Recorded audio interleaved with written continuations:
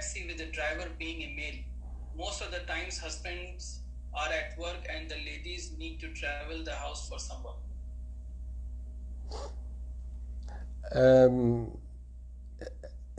I'm not sure exactly. Does she mean travel يعني from one country to another country, or from, for example, the house to the jam'iyya, to the clinic? What we understand is from the house to the jam'iyya and back. This is يعني generally inshallah this is okay. Why? Because this is not khalwa. Khalwa means if you are in a closed place. If it is a closed place, no one can see them. But for example, I am here in Salmiya or in Hawali and I need the taxi 5 minutes driving or 10 minutes driving, for example, from Hawali to Salmiya, from Mishrif to Qadsiya, okay, and the street is full. Okay, then this is okay. But يعني, we tell the woman, be careful and use it only for needed. If you can, if you can, take another sister with you. Don't be alone. And also mainly the husband should take care of that. Okay?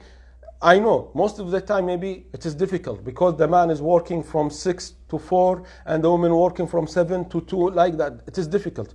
I am saying if it is possible, let the woman go with the taxi. يعني, we make it very narrow. And be careful, please. Don't send your girls.